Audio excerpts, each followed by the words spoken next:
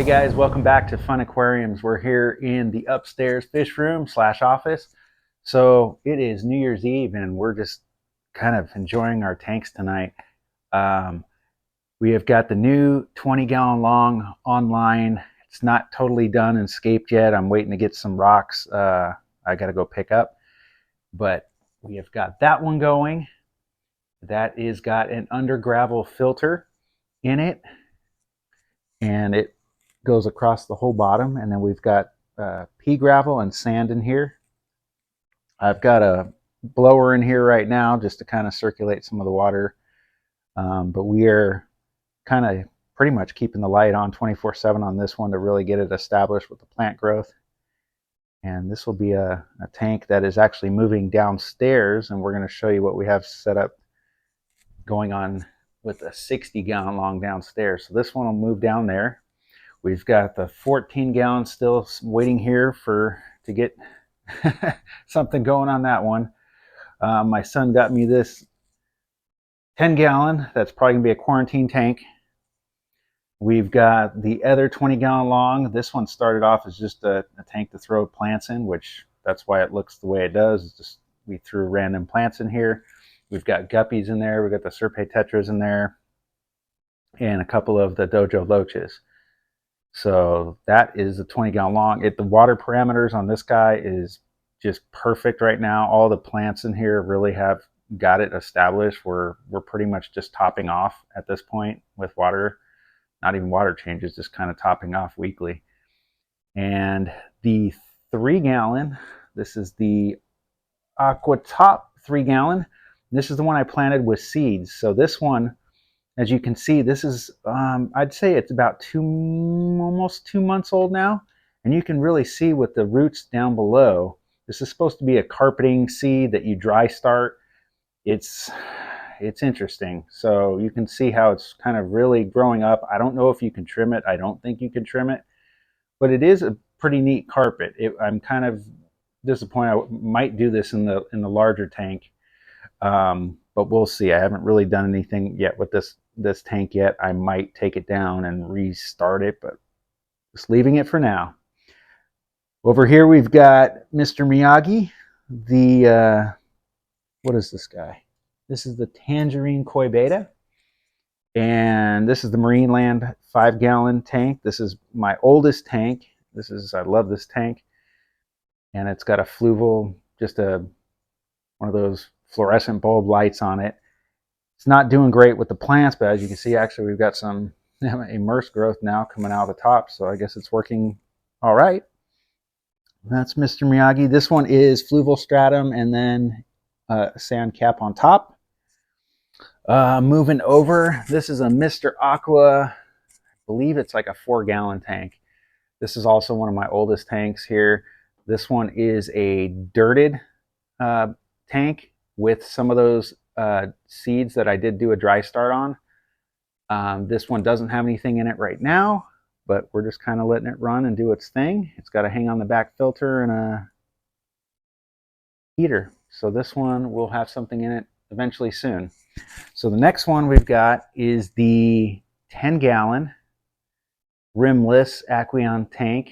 This one's, again, it's kind of just thrown together, but we have some red cherry shrimp in there, some blue dreams, and some Danios in there. So back when I started this about 2 months ago, I stopped at the fish room in Charlotte, picked up just a small little cup of the frogbit or salvinia. I wanted to have some floating plants in there, and it has exploded, as most of you know. So it is hogging up some of my light right now, so I might scoop out probably half of these this week. But the shrimp love it. I mean, as you can see, they're just hanging out on it right now. So yeah, but this tank, I like this tank. It's really, really nice. This one just has a sponge filter in it and just a heater. So those guys are doing great. We move up to the top part of the rack. We've got Dimitri. He is another beta.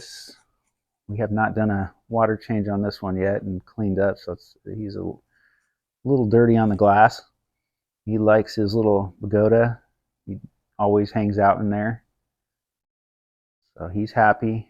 I haven't really seen him make any bubble nests yet, but he likes his new area. And yeah, guys, if you guys have the space, if you're doing bettas, try to at least give them 3 to 5 gallons. I know they don't need much, but give them the best you can. And he has just got the sand, some pond pebbles I found from our yard, and it's got some hornwort in there, which we have to trim back like every week. It grows so much. Oh, there he comes out. We're enticing him to come out. He's a pretty guy. Now he's showing off. And then the next 5.5 gallon right here, this is just kind of a quarantine tank right now. It's just black diamond sand, blasting sand, which I really like. It's really, I like the look of it. And these were just some rocks I had in the yard.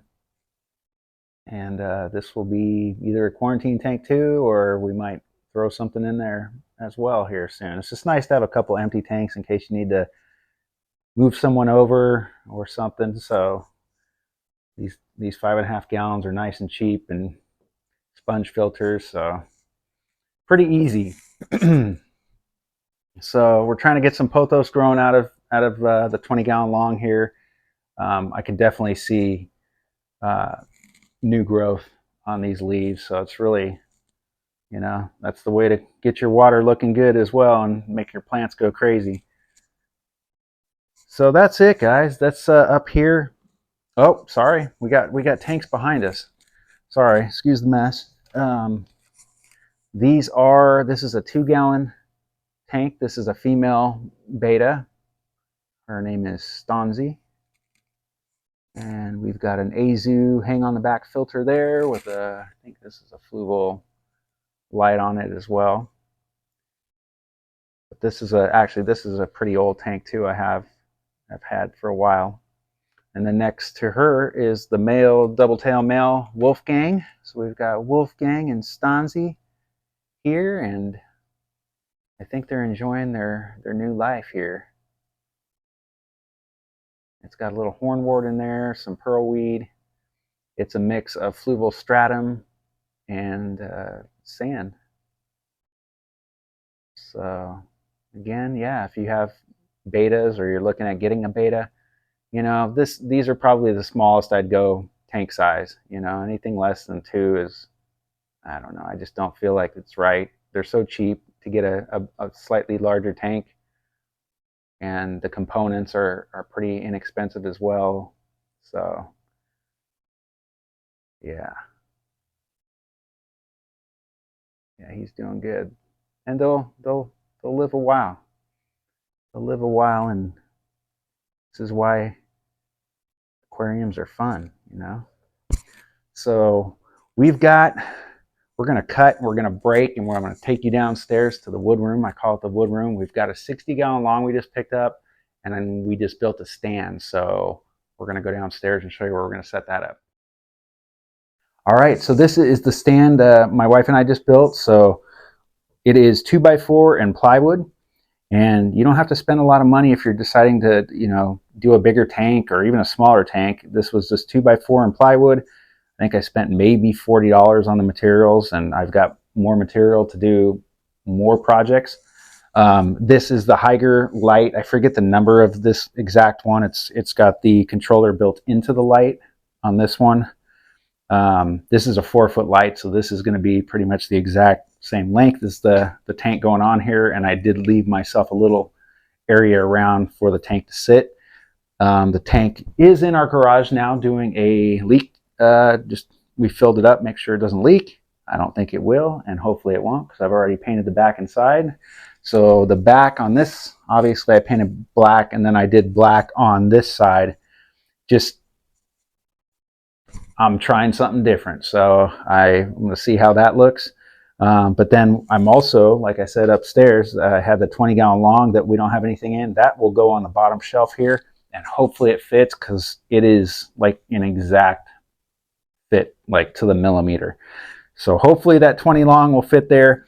And again, guys, like if you're doing racks and stuff like that, make sure, I think that 20 is probably going to come to around here.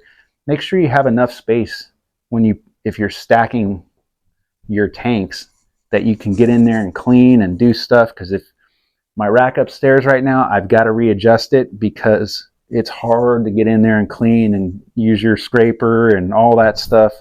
So doing racks is great, but make sure you're giving yourself enough height to get in there and do your cleaning.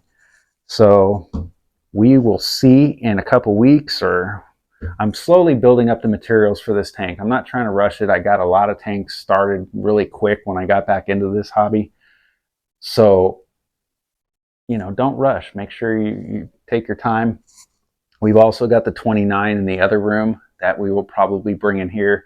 And my main focus for doing that is I didn't want to have a lot of tanks everywhere, because it doesn't seem like you're going to enjoy them all over the place if you're never sitting in front of them and you're going this room, that room, this room. So I wanted to put 2 tanks in here, 3, I should say, with that one here, and then the ones up in my office. So those are the areas that I will come and enjoy, and I think it's going to be a good thing. So we will get back to you when we get this one going. This one, the 60, is going to be dirted with a sand cap. So this will be a fun one, and I've already ordered a Hygger heater for it, one of their new heaters. I've heard great things about it on the reviews, so I'm looking forward to getting that. And this tank, I think, is going to be really cool. So we will see you on the next one. If you like this video, hit the like, subscribe if you want to see more of me and our tanks. I'm hoping you having a great new year, and we will see you on the next one.